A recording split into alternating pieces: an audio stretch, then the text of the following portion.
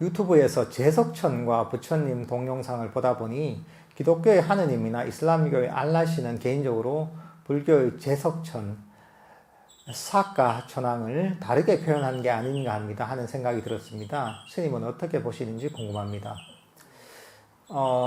그렇죠. 이제 다른 종교에서는 뭐 유일신을 가진 그런 종교들이 있죠. 근데 불교에서도 그런 비슷한 내용이 좀 나옵니다. 근데 타 종교에서는 유일신을 믿는 종교에서는 아주 절대적이고 완전 무결하고 영원한 것이고 무한한 어떤 능력을 가지고 있다 이렇게 보지만 불교에서는 그렇게 보진 않습니다. 불교에서는 특히나 이제 이 천신들 중에 특히나 제석천 그 위에 범천들이 있습니다. 사실 제석천보다는 범천들의 세계가 보면 기독교에서 얘기하는 유일신하고 비슷합니다.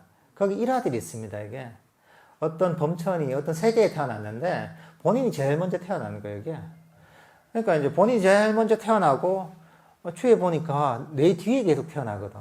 내가 내가 태어나길 바라는 게 계속 태어나니까 그게 뭐 성경 이런 데고 되게 유사한 게 뭐냐면 나는 유일한 자이고 나는 절대적인 능력을 갖고 있고 나는 영원한 것이고 뭐 이런 얘기를 막 해요. 그러니까 정말 유일신, 절대신처럼 본인이 착각을 한 거죠. 착각을 해서 이제 그런 얘기를 하는 게 나옵니다. 그래서 뭐 부처님께서 뭐 그런 잘못된 견해를 바로잡아주는 그런 내용이 나오는데 불교에서도 보면 그 타종교에서 얘기하는 유일신처럼 그하고 비슷한 어떤 존재들이 보면 선정을 닦아서 태어나는 세계에서 범천이라고 합니다. 이 범천들의 세계가 좀 유사한 측면이 있습니다. 그러니까 그 세계가 거의 수명이 어마어마하게 수명이 길고 어마어마한 능력이 있고 거의 스스로 판단하기에는 거의 무한한 능력이 있는 절대적인 능력이 있는 것처럼 착각할 수가 있는 거죠. 그렇지만 실제로는 그런 존재들조차 사실은 수명에 한계가 있는 것이고 수명이 길긴 하지만 그리고 결국은 그게 수행과 복을 통해 거기에 태어나는 거거든요. 그런 수행과 복이 다 이제 소진이 되면 다시 그 밑에 세계로 떨어지게 되는 겁니다. 그러니까 그런 존재들조차도 지금은 대단한 것 같지만 결국은 그런 존재들도 이 윤회의 어떤 사이클을 벗어날 수 없는 존재라는 것이죠. 부처님께서는 물론 복을 줘서 좀 더 행복한 세상에 태어나라는 그런 측면이 있죠. 그래서 생천법문이라고 해서 천상에 나는 법문을 얘기합니다. 보시와 지게를 잘해서 복을 받아서 잘 살고 잘 먹고 잘 살아라. 또는 아주 행복하게 태어나라 하는 게 생천법문입니다. 그렇지만 이것만으로 끝나는 게 아닙니다. 이거 플러스 궁극적으로는 윤회의 어떤 이런 사이클에서 벗어나는 것이 불교의 목표입니다. 그러니까 모든 어떤 윤회하는 존재들, 업 때문에 다시 좋은 곳에서 태어났다가 괴로운 곳에서 태어났다가 하는 이런 존재들이 이런 수행을 통해서 탐진치를 모두 소멸시키고 어떤 윤회의 그런 뿌리를 완전히 끊어서 윤회에서 탈출하도록 하는 것. 이게 사실은 불교에서 얘기하는 궁극적인 목표입니다. 부처님께서 또는 아란들, 이 위대한 게 뭐냐 하면 윤회의 이런 사이클에서 완전히 탈출한 분들이거든요. 그러니까 위대한 겁니다.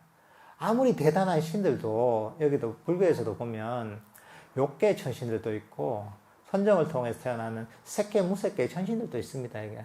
그렇지만 그런 존재들조차도 윤회의 어떤 사이클에서 벗어나지 못하기 때문에 이런 아란과 같은 성자하고는 비교할 수 없는 존재들인 거죠. 훨씬 더 부처님이나 아란들 그런 성자들이 위대한 존재인 거죠. 왜냐하면 윤회의 속박에서 완전히 벗어났기 때문에 그런 거죠.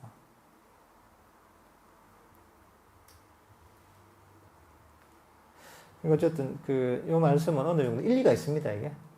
불교에서 얘기하는 천신 또는 범천들과 뭐 다른 종교에서 유일신하고 상당히 유사한 재밌는 얘기들이 경전에도 등장을 합니다.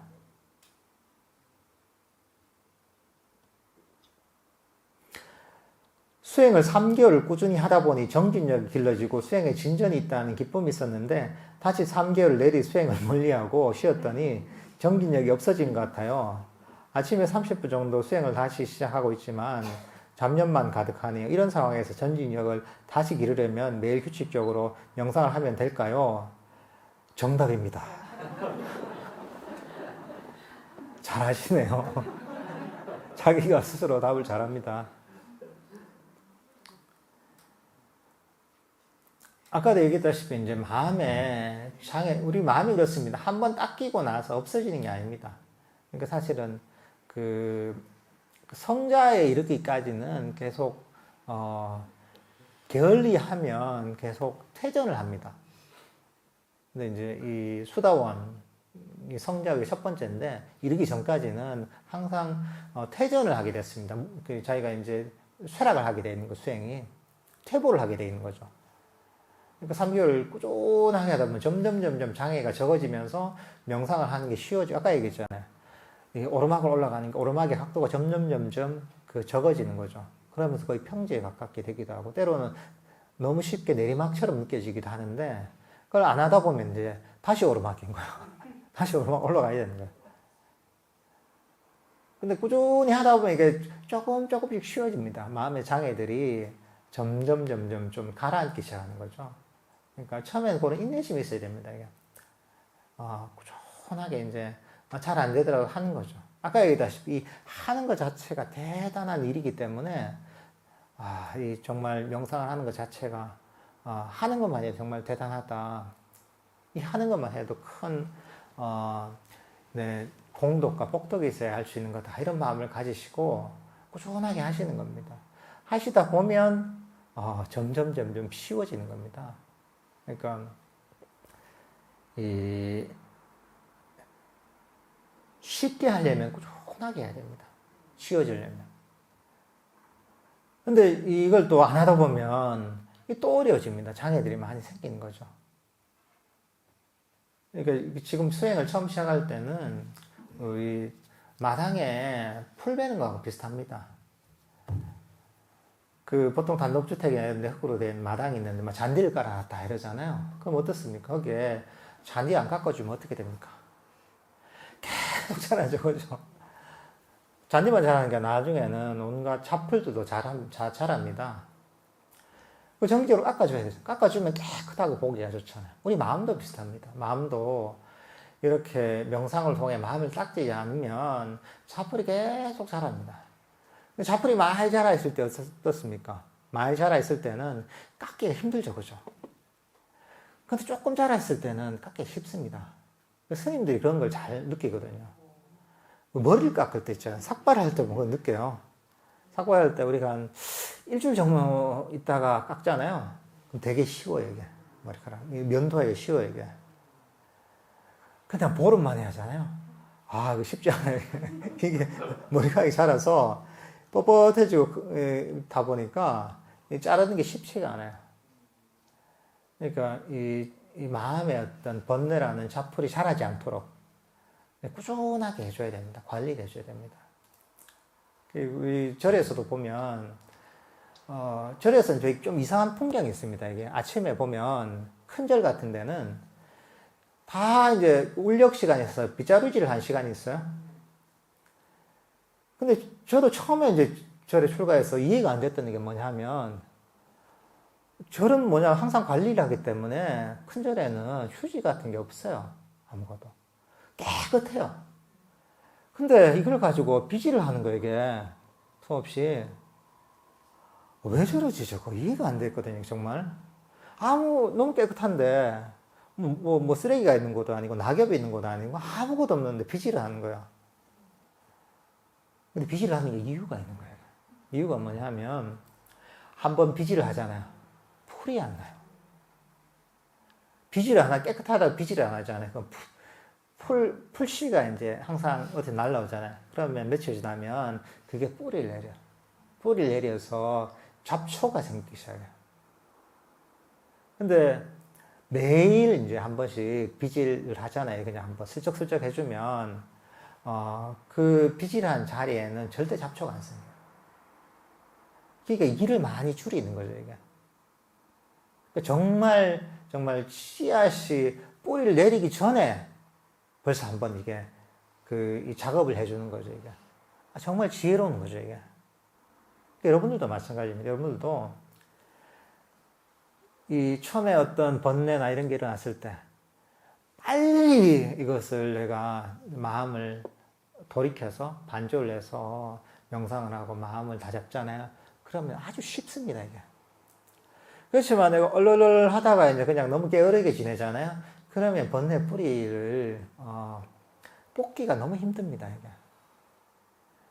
여러분 지금이 제일 좋을 때입니다, 이게. 내가 지금은 그렇고 내가 뭐 일을 끝내고 3개월 후에 시작해야지. 1년 후에 시작해야지. 2년 후에 시작해야지. 내가 지금 나이가 58인데 60부터 제대로 해야지. 그럼 내가 퇴직이 4년 후에 하는데 지금은 설렁설렁하고 퇴직하고 내가 그때 본격적으로 내가 하자. 안 그러면 내가 지금은 이제 도시에 있는데 내가 시골에 집을 조용한 데 하나 마련해야 되는데 그때부터 본격적으로 해보자. 이러면 벌써 이제 이 번뇌의 그 풀이 많이 자라기 시작한 거예요. 뽑기가 힘듭니다. 그러니까 지금 이 순간에 하는 게 제일 좋습니다. 그래야지 번뇌가 뿌리를 깊이 내리기 전에 여러분이 마음을 잘 개발할 수가 있습니다.